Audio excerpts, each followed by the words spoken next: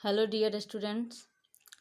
आज का चैप्टर है हॉप स्कॉच, जो आपके मेन इंग्लिश का चैप्टर 1 है, फर्स्ट चैप्टर है। और यह हॉप स्कॉच एक गेम है, हालांकि आप लोग पहले से ही जानते हैं इस गेम के बारे में। आज हम लोग इस चैप्टर में अच्छे से पढ़ेंगे। तो हॉप स्कॉच चैप्टर पढ़ने से पहले हम लोग ये जानें कि हॉप स्कॉच है क्या। It is a street game. Street game means क्या होता है? स्ट्रीट मीन्स होता है गली, और गेम मतलब तो गेम है ही। तो ऐसा खेल जो घर के अगल बगल गलियों में और बिना दूर गए हुए ही खेला जाता है, और उसके लिए हमें बहुत सारे प्लेइंग इंस्ट्रूमेंट की भी ज़रूरत नहीं होती है। ऐसे गेम को हम स्ट्रीट गेम कहते हैं, ठीक है। और हॉप स्कॉच वही गेम है जो आपने खेला होगा कभी, जिसे आप कित कित कहते हैं। वही इसी गेम को हम लोग इंग्लिश में हॉप स्कॉच कहते हैं। हालांकि सारे देशों में इसे अलग अलग नाम दिया गया है, हमारे यहाँ इसे लोग कित कित कहते हैं, ठीक है। तो आइए हम लोग इस चैप्टर में पढ़ें। आपके मन में ये सवाल आ रहा होगा कि ये छोटा सा कित कित गेम के बारे में हमारे बुक में क्यों दिया गया है। तो कोई भी गेम होता है,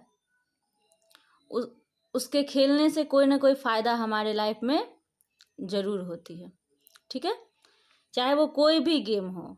बचपन का जो समय होता है वो फिजिकली डेवलप होने का भी समय होता है। हम बहुत तरह से विकास करते हैं। सोशली डेवलपमेंट भी होता है हमारे अंदर, सोशल डेवलपमेंट होता है, मेंटल डेवलपमेंट होता है, इसी तरह से फिजिकल डेवलपमेंट भी हमारे अंदर होता है। तो फिजिकल डेवलपमेंट के लिए जितना ज़रूरी खाना खाना है, उतना ही ज़्यादा ज़रूरी खेलना भी है।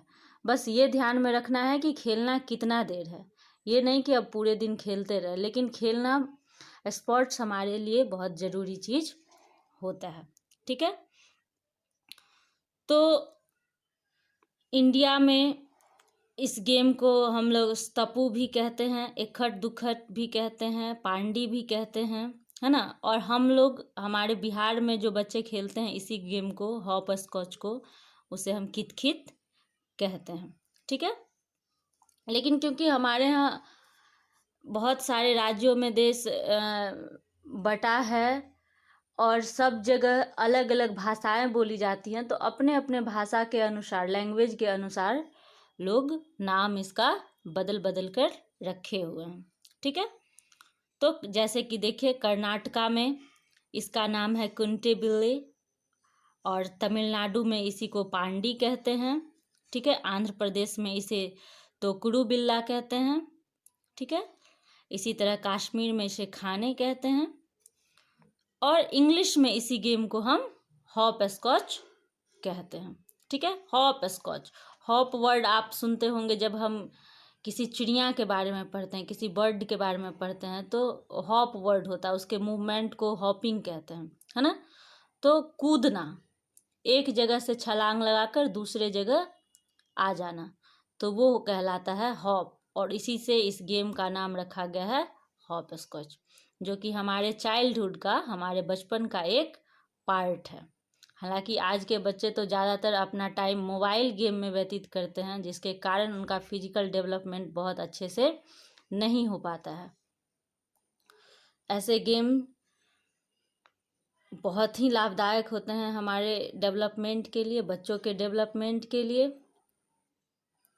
यहाँ आप पिक्चर देख सकते हैं, कित कित में जैसे हम लोग बनाते हैं, स्क्वायर बनाते हैं, उस तरह से बनाया गया है। तो अब पढ़ेंगे इस गेम का रूल क्या होता है ना। क्यों ये हमारे लिए ज़रूरी होता है, ये तो मैंने बता दिया है। तो कहता है, it is a good game for children because it needs very little space to play and can be played both outdoors and indoors. ये गेम क्यों है हमारे लिए अच्छा? क्योंकि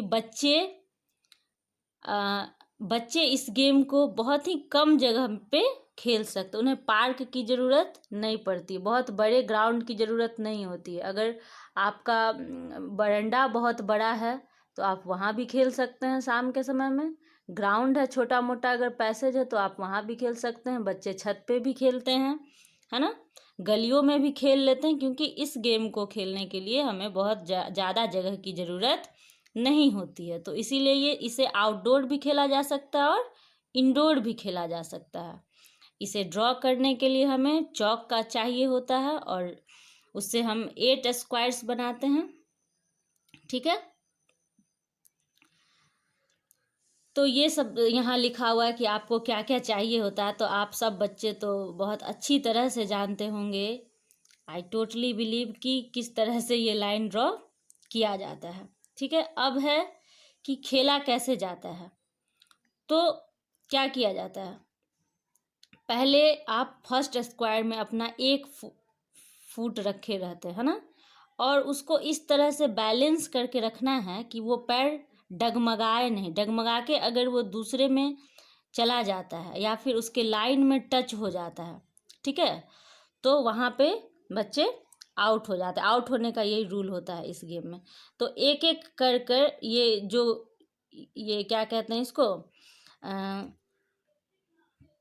डाइस टाइप का होता है, टॉस किया जाता है। जैसे क्रिकेट खेलने के पहले सिक्का से टॉस करते हैं, तो यहाँ पे बच्चे स्टोन वगैरह का भी यूज कर लेते हैं, या फिर कोई मार्बल टाइप का होता है टुकड़ा, तो उसका भी यूज करके हम इस गेम को खेल लेते हैं। तो इसको पहले टॉस करके बाहर करना होता है और उसके बाद एक एक करके सारे स्क्वायर में जाया जाता है, हॉप किया जाता है, ठीक है।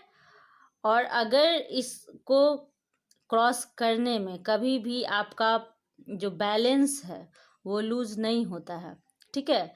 आप किसी भी स्क्वायर के लाइन को, ये लाइन है, इसको टच नहीं करते हैं तो आप जीत जाते हैं, और अगर आपने टच कर दिया तो वहीं पे आप आउट हो जाते हैं, ठीक है।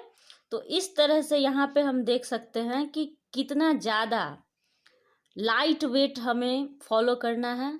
अगर हम बहुत ज़्यादा शरीर का भार बढ़ा के रखें, वेट बढ़ा के रखें, तो हम यह गेम नहीं खेल पाएंगे। और बैलेंसिंग, आँखों का भी ध्यान बहुत ज़्यादा इम्पोर्टेंस है यहाँ पे, आइज़ का, कि अगर आँख सही से नहीं देख पाएगी तो हम लाइन को टच कर देंगे, और लाइन टच कर देंगे तो हम गेम को हार जाएंगे।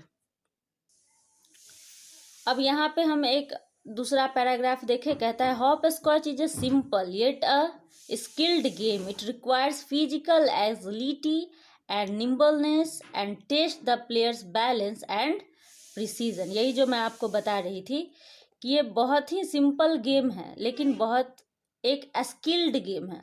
देखने में तो लगता है क्या चाहिए, एक चौक चाहिए, थोड़ा सा जमीन चाहिए खाली, और वहाँ पे ड्राइंग करके हम आराम से खेल सकते हैं। लेकिन है ये बहुत ही स्किल्ड गेम, यानी कि अगर एक्सपर्टाइज नहीं हो हमारे पास, हम खेलना नहीं जानते हैं, तो आउट होने में सेकंड भी नहीं लगेगा। तो ये बताता है कि किस तरह से क्विकनेस के साथ और स्विफ्टनेस के साथ हम इस गेम को खेलते हैं। बॉडी का भार जो होता है, वेट, उसको हल्का रखना होता है, पैरों पे एकदम बैलेंस करना होता है कि जिस स्क्वायर में पैर को हॉप करना है उसी में हम हॉप करेंगे। अगर इधर उधर किए, लाइन में टच हुआ, तो हम आउट हो जाएंगे, ठीक है। तो इस तरह से अपने देश के सारे राज्यों में कुछ कुछ चेंजिंग होता है इसी गेम में। हॉप स्कॉच में ही कुछ कुछ चेंजिंग करते हैं, वेरिएशन होता है, और उसे खेला जाता है। तो अब पर्शियन के बारे में बताया हुआ है कि पर्शिया में इसे लैले कहते हैं, लैले, ठीक है। और फ्रेंच में इसे एस्कारगोट कहते हैं, एस्कारगोट, जिसका स्नेल होता है जिसका मीनिंग, ठीक है। या फिर मैरिल रॉन्डे कहते हैं, राउंड हॉप स्कॉच, ठीक है। जर्मनी, ऑस्ट्रेलिया, स्विट्जरलैंड में इसे हिमेल कहते हैं, हिमेल एंड हॉले, यानी कि हेवन एंड हेल। कहाँ, जर्मनी, एक second, Germany, Austria and Switzerland, यहाँ पे हमारे हॉप स्कॉच गेम को ही हिमेल एंड हॉले कहते हैं, जिसका मीनिंग होता है हेवन एंड हेल, ठीक है। इस गेम में यहाँ के जो नेटिव होते हैं वो फर्स्ट स्क्वायर को कहते हैं अर्थ, जिसका मतलब होता है अर्थ, और जो सेकेंड लास्ट जो स्क्वायर होता है उसे हॉल कहते हैं, जिसका मतलब होता है हिल, ठीक है। और लास्ट वन को कहते हैं हिमल, जिसका मतलब होता है हेवन।